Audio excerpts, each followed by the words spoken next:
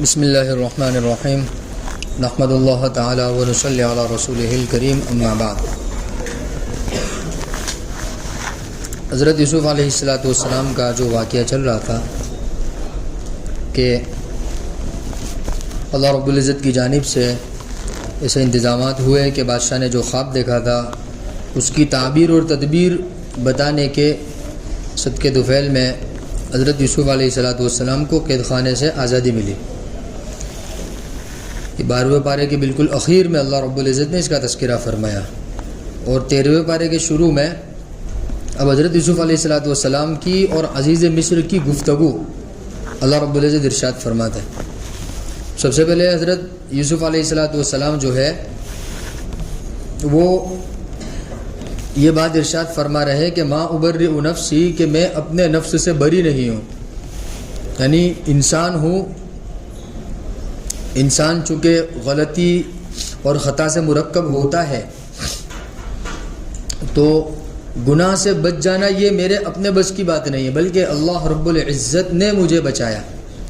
ایسا نہیں ہے کہ میں اپنی پاک دامنی بتا رہا ہوں، جتلا رہا ہوں، کیونکہ حضرت یوسف علیہ السلام نے عزیز مصر سے ملاقات سے پہلے یہ شرط لگائی کہ بھائی پہلے ان کی براءت ظاہر کر دی جائے، ان کی بے گناہی ثابت کر دی جائے۔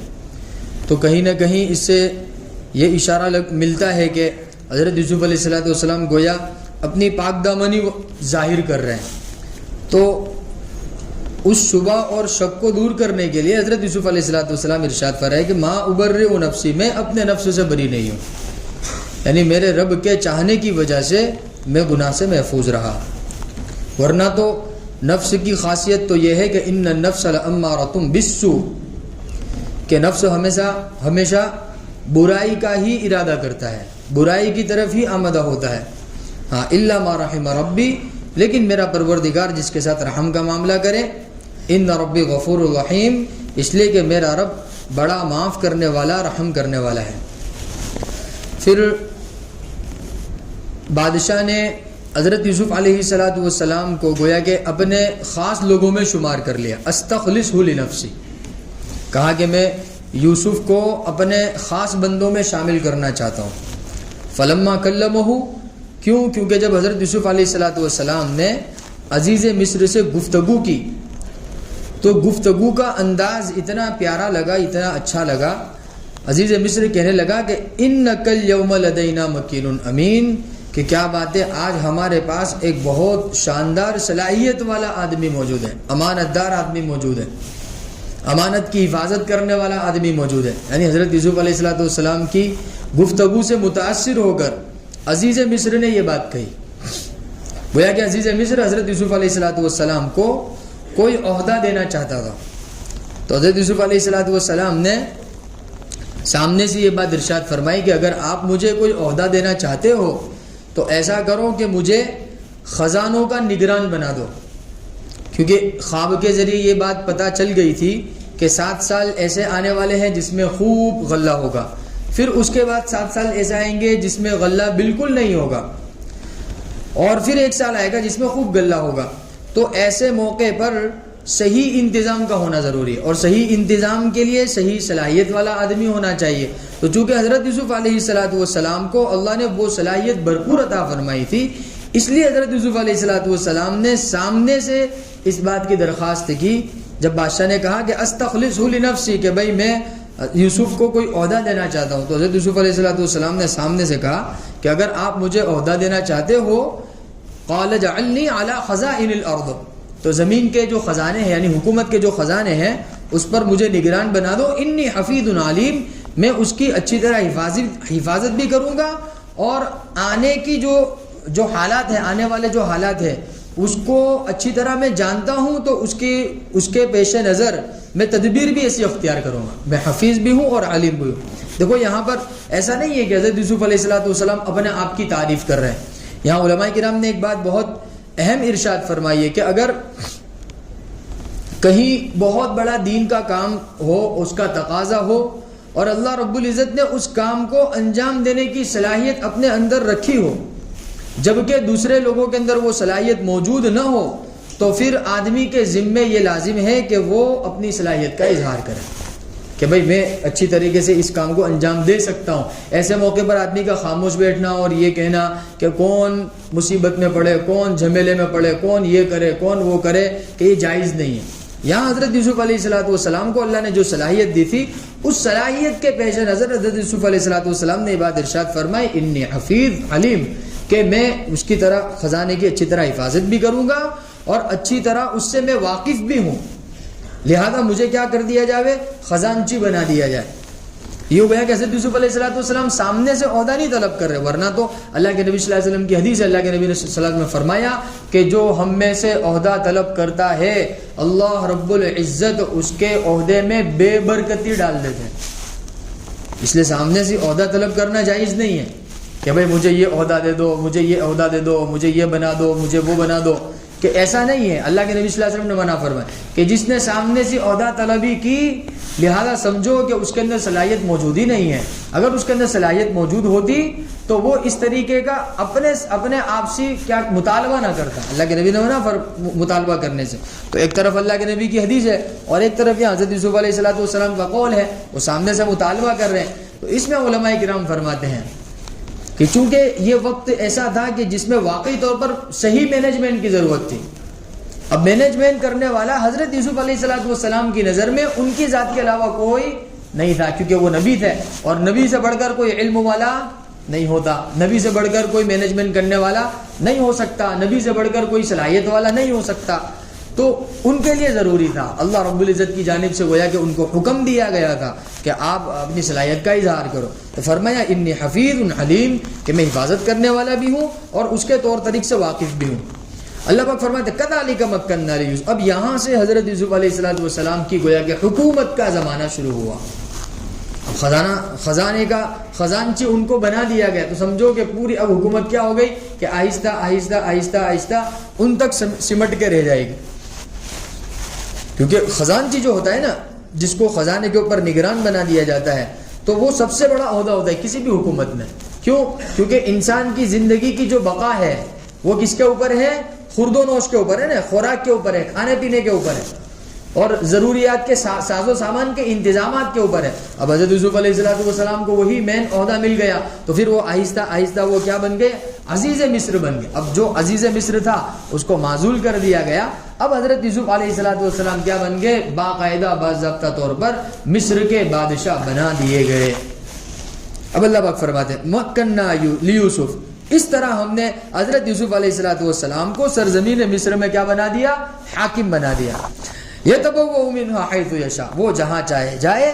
نصیب برحمتنا من نشاء ولا نضیع اجر المحسنین, کہ ہم اپنی رحمت سے جس کو چاہتے جتنا عطا فرماتے. اللہ پاک فرماتے یہ ہماری مرضی کی بات ہے. لا نضیع اجر المحسنین, جو لوگ احسان کا معاملہ کرتے ہیں ہم ان کا اجر ضائع نہیں کرتے, ہم ان کو ضرور بالضرور بدلہ عطا فرماتے ہیں.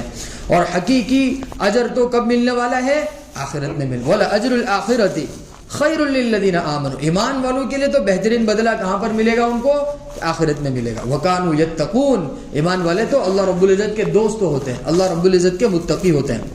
بہرحال اب حضرت یوسف علیہ السلام حاکم ہے. اب وہ زمانہ آیا, چونکہ خواب دیکھا تھا, خواب کے مطابق وہ 7 سال آنے والے تھے. تو پہلے جو 7 سال تھے وہ تو بہت اچھے گزرے, خوب اس میں کیا ہوا, غلہ پیدا ہوا, خوب اناج پیدا ہوا.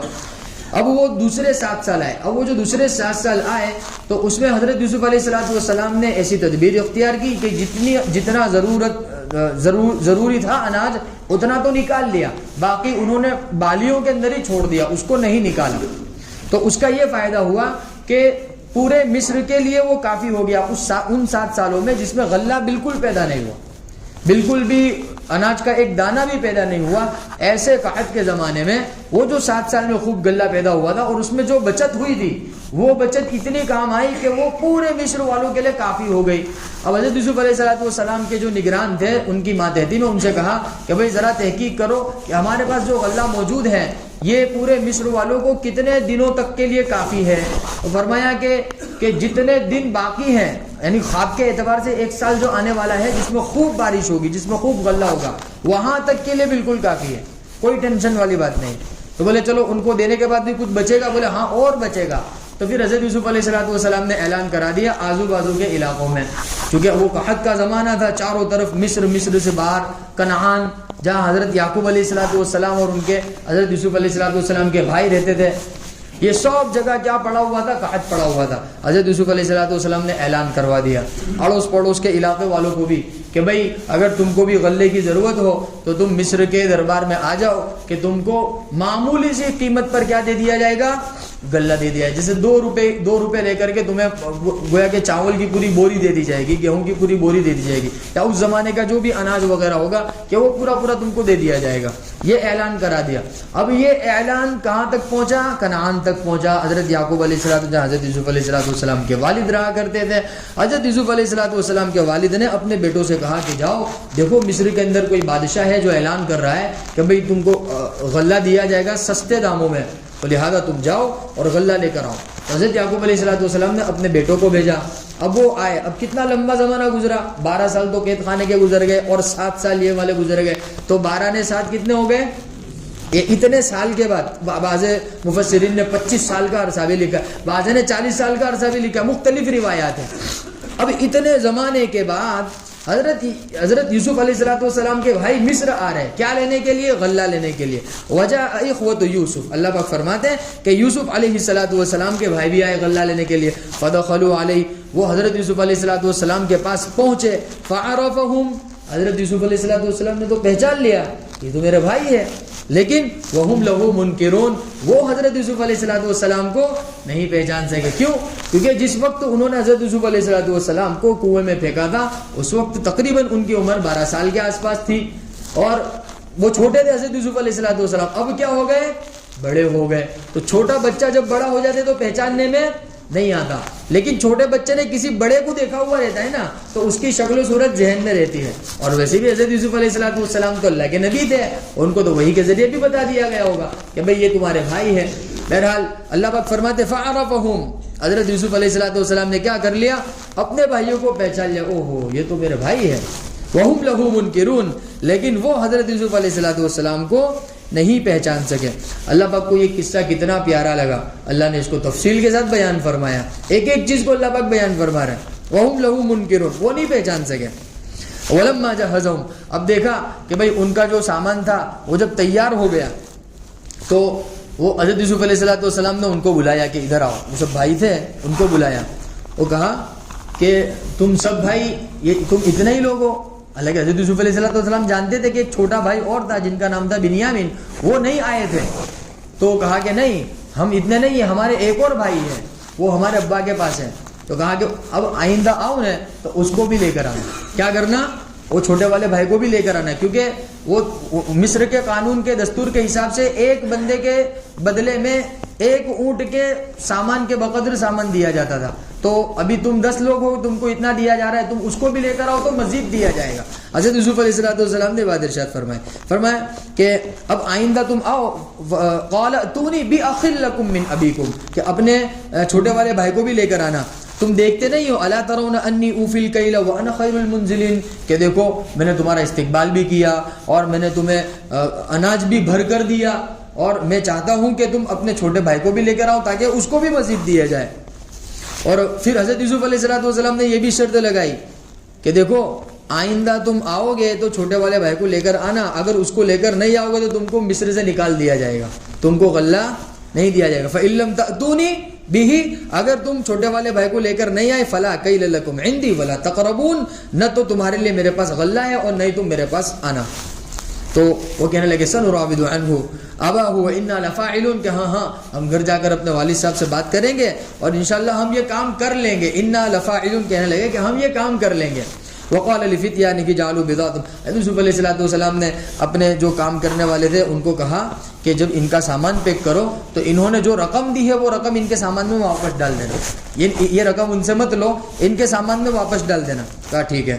فی رحالہم لعلہم یعرفونہا، جب یہ اپنے گھر لوٹیں گے، اذا انقلبوا الی اہلہم لعلہم یرجعون، جب وہ سامان کھولیں گے نا اندر، جب وہ رقم واپس کر دی گئی دیکھیں گے تو ان کو خوشی بھی ہوگی اور واپس آنے کی تمنا بھی ہوگی کہ یار یہ تو بہت اچھا سسٹم ہے یار، کہ پیسے لیے بھی نہیں پھر واپس بھی کر دیے گئے اور اناج بھی بہت سارا دیا گیا. تو کہا کہ ٹھیک ہے ایسا ہی کر دیا جائے. بس جب وہ بھائی پہنچے حضرت یعقوب علیہ السلام کے پاس، فلما رجعوا الی ابیہم، یہ کہنے لگے قالوا یا ابانا منع منا الکیل فارسل معنا اخانا نقتل وانا له لحافظون، کہ ابا جان کہ دیکھو غلہ ہم کو تو دے دیا گیا ہے، لیکن یہ ہمارے لیے آئندہ کے لیے ناکافی ہے، اتنا زیادہ بھی نہیں ہے کہ یہ چل جائے گا، لہذا ہمیں دوبارہ چکر لگانا پڑے گا اور لانا پڑے گا۔ تو اس کے لیے عزیز مصر نے ایک شرط لگائی ہے۔ وہ کیا شرط لگائی ہے؟ کہ وہ کہہ رہے ہیں کہ تمہارے جو گھر میں چھوٹے والے بھائی ہو کہ ان کو بھی لے کر آنا، فارسل معنا اخانا، آپ بھیج دو ہمارے ساتھ، نقتل، تاکہ ہم ان کے حصے کا بھی اناج لے کر آوے، وَإِنَّا لَهُ لَحَافِظٌ، اب کہہ رہے ہیں کیا کہہ رہے ہیں؟ ہم اس کی حفاظت کریں گے، جیسا حضرت یوسف علیہ السلام کے موقع پہ کہا تھا نا اِنَّا لَهُ لَنَاصِحُونَ اِنَّا لَهُ لَحَافِظُونَ، ہم اس کے خیر خواہ ہیں، ہم اس کی حفاظت کریں گے۔ یہاں پر بھی وہی بات دوبارہ کہہ رہے ہیں اِنَّا لَهُ لَحَافِظُونَ، ہم اس کی حفاظت کریں گے۔ اب چونکہ یہ سچے دل سے کہہ رہے تھے، ادھر جھوٹی بات تھی، ادھر سچی بات تھی۔ کہتے ہیں نا کہ آدمی ایک مرتبہ جب جھوٹ بول دیتا ہے تو اس کی وقعت ختم ہو جاتی ہے۔ تو حضرت یعقوب علیہ السلام کہنے لگے کیا کہا تم نے؟ تم اس کی حفاظت کرو گے؟ قال هل آمنكم علیہ، کیا میں تم پر بھروسہ کر لوں؟ الا کما امنتکم علی اخیہ من، جیسا کہ میں نے تم پر بھروسہ کیا تھا اس سے پہلے یوسف کے معاملے میں۔ فاللہ خیر حافظا، اللہ بہترین حفاظت کرنے والا ہے، تم کون ہو حفاظت کرنے والے؟ حضرت یعقوب علیہ السلام کیا کہہ رہے ہیں؟ فاللہ خیر حافظ، اللہ بہترین حفاظت کرنے والا ہے، وہو ارحم الراحمین، وہ بہت زیادہ رحم کرنے والا ہے۔ وہ حضرت یعقوب علیہ السلام کا انداز کے ساتھ منع کرنے کا تھا کہ بھائی پہلے میں کیا کر چکا ہوں، تم پہ بھروسہ کر چکا ہوں، اب میں بھروسہ کر کے تم کو بنیامین تو تمہارے ساتھ نہیں بھیجوں گا۔ بہرحال ولما فتحوا متاعهم، جب سامان کھولا تو دیکھا وجدوا بضاعتهم ردت الیہم، کہ بھئی جو پیسہ انہوں نے دیا تھا وہاں پر وہ ان کو واپس کر دیا گیا ہے۔ تو کہنے لگے قالوا، اب ان کو موقع مل گیا مزید بنیامین کو طلب کرنے کا، کہ قالوا یا ابانا ما نبغی، والد صاحب اب بتاؤ اور کیا چاہیے ہم کو؟ هذه بضاعتنا ردت الینا، دیکھو یہ ہمارا پیسہ ہم کو واپس کر دیا گیا ہے۔ ونمیر اهلنا ونحفظ اخانا ونزداد كيل بعير ذلك كيل يسير، ابا جان اجازت دے دیجئے، ہم جائیں گے، جلدی سے جائیں گے، جلدی سے واپس آ جائیں گے اور اپنے حصے کا اناج لے کر آ جائیں گے۔ ذالک کیل یسیر، ابھی جو اناج لے کر آئے تو بہت تھوڑا اناج ہے، اب جائیں گے تو اور زیادہ اناج ملے گا۔ اور چونکہ پہلی مرتبہ جب حضرت یوسف علیہ السلام نے اپنے بھائیوں کو دیکھا، پہچان لیا تھا، انہوں نے استقبال بھی کیا تھا اور ان کے لیے الگ سے مہمان خانے میں رکنے کا انتظام بھی کیا تھا، تو وہ اس سے بھی زیادہ متاثر ہوئے تھے بھائی۔ تو کہا کہ چلو ٹھیک ہے۔ حضرت یعقوب علیہ السلام نے فرمایا کہ میں تمہارے ساتھ بھیجوں بنیامین کو، لیکن ایک شرط ہے کہ تم مجھے وعدہ کرو، اللہ رب العزت کی قسم کھا کر میرے ہاتھ پر ہاتھ ڈال کر یہ وعدہ کرو کہ تم کیا کرو گے؟ اس کی حفاظت کرو گے اور اس کو واپس لاؤ گے۔ قال لن ارسلہ معکم، میں بنیامین کو تمہارے ساتھ ہرگز نہیں بھیجوں گا یہاں تک کہ تؤتونی موثقا من اللہ، کہ تم ایک وعدہ اللہ کے نام پر مجھ سے کرو کہ لتأتوننی بہ، کہ تم کیا کرو گے؟ اس کو واپس لے کر آؤ گے۔ لیکن الا ان یحاط بکم، ہاں آفتی اللہ رب العزت کی جانب سے کوئی ایسی بات پیش آ گئی یا ایسی اچانک کا کوئی حادثہ پیش آ گیا تو وہ ایک الگ بات ہے، اس میں تو آدمی مجبور ہے۔ فلما آتاہ موثقہم، انہوں نے وعدہ کر لیا۔ قال اللہ علی ما نقول وکیل، تو حضرت یعقوب علیہ السلام نے کہا کہ دیکھو آپ جو بول رہے ہو نا اور میں جو گفتگو کر رہا ہوں تم سے، تو اس پہ کون گواہ ہے؟ اللہ رب العزت گواہ ہے نا، واللہ اللہ علی ما نقول وکیل۔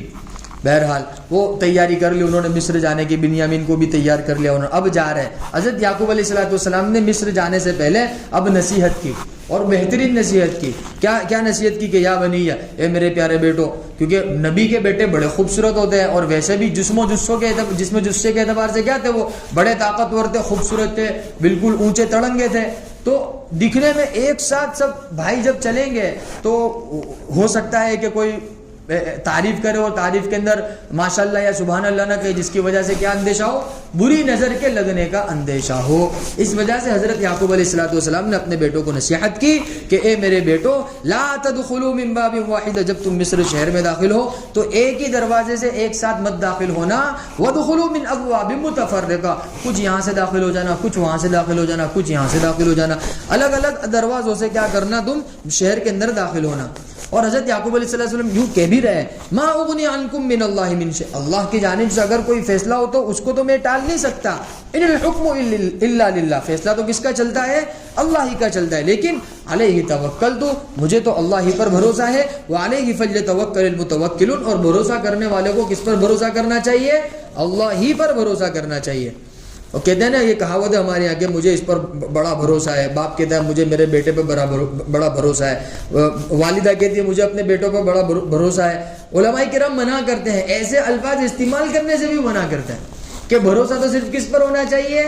اللہ کی ذات پر ہی، اور ایسے کلمات بھی استعمال نہیں کرنے چاہیے. تو غیر اللہ پر بھروسہ، بعض علماء کے نزدیک تو غیر اللہ پر بھروسہ کہ یہ کفر کی ایک قسم ہے، شرک کی ایک قسم ہے، کہ گویا کہ آپ نے اعتماد میں غیر اللہ کو کیا کر لیا؟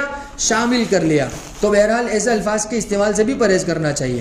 وَلَمَّا دَخَلُوا مِنْ حَيْثُ أَمَرَهُمْ أَبُوهُمْ، حضرت یوسف علیہ الصلوۃ والسلام کے بھائیوں کو جیسی نصیحت کی گئی تھی وہ ایسے ہی الگ الگ دروازے سے داخل ہوئے. مَا كَانَ يُغْنِ عَنْهُم مِّنَ اللَّهِ مِنْ شَيْءٍ، اللہ پاک بھی فرماتے ہیں کہ حضرت یعقوب علیہ الصلوۃ والسلام نے ایک تدبیر کے طور پر کہا تھا الگ الگ داخل ہونا، ورنہ تو ایک ساتھ بھی داخل ہو جائے اور اللہ رب العزت نہ چاہے تو بری نظر نہیں لگ سکتی ہے، اور الگ الگ داخل ہو اللہ رب العزت چاہے نظر لگ جائے تب بھی لگ جائے گی، اللہ رب العزت کی مشیت کے اوپر ہے. بہرحال اب حضرت یوسف علیہ الصلوۃ والسلام کے دربار میں ان سب بھائیوں کی حاضری ہوئی دوبارہ. اب حضرت یوسف علیہ الصلوۃ والسلام کو معلوم تھا کہ یہ واپس آئیں گے اور ضرور آئیں گے، کیونکہ غلے کی ضرورت تھی، سامنے قحط پڑا ہوا تھا. وَلَمَّا دَخَلُوا عَلَىٰ یوسف، پہلے سے مہمان خانے کا انتظام تھا، سب کے لیے الگ الگ کمروں کا انتظام کیا تھا، سب بھائیوں کے لیے الگ الگ کمروں کا انتظام تھا. اب جب وہ سب آ گئے، دیکھ لیا، پہچان لیا کہ ہاں یہ بنیامین ہے، یہ میرے چھوٹے بھائی ہے. اب بنیامین جو تھے حضرت یوسف علیہ الصلوۃ والسلام کے حقیقی بھائی تھے، یعنی والد بھی ایک والدہ بھی ایک، اور اس کے علاوہ جو بھائی تھے وہ کیا باپ شریک بھائی تھے، والدہ الگ تھی لیکن باپ ایک. حضرت یعقوب علیہ الصلوۃ والسلام سب کے والد تھے لیکن والدہ سب کی کیا تھی؟ الگ تھی. حضرت یوسف علیہ الصلوۃ والسلام کی بنیامین کی والدہ ایک تھی اور وہ 10 بھائیوں کی والدہ الگ تھی. تو حضرت یوسف علیہ الصلوۃ والسلام نے پہچان لیا کہ میرا حقیقی بھائی ہے.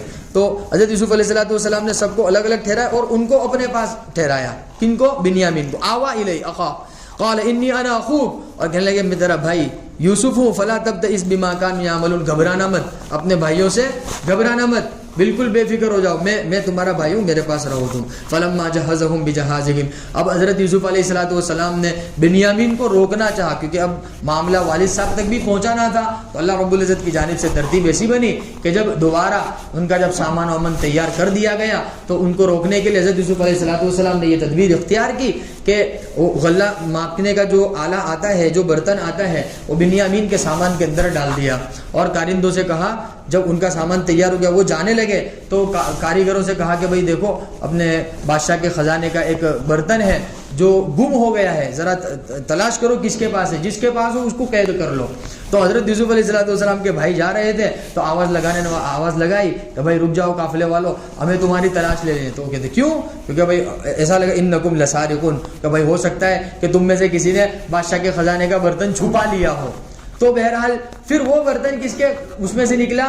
بنیامین کے اس میں سے نکلا. تو حضرت یوسف علیہ الصلوۃ والسلام نے پہلے ان سے پوچھ لیا تھا کہ جس کے سامان میں سے نکلے گا اس کو کیا کر لیا جائے گا؟ قید خانے کے طور پر رکھ لیا جائے گا. اب بنیامین کو ان کی شرط کے مطابق رکھ لیا گیا. اب واپس ان کے بھائیوں کے لیے بڑی مصیبت کی گھڑی آ گئی. اپنے والد صاحب سے تو عہد کیا تھا کہ ہم کیا کریں گے؟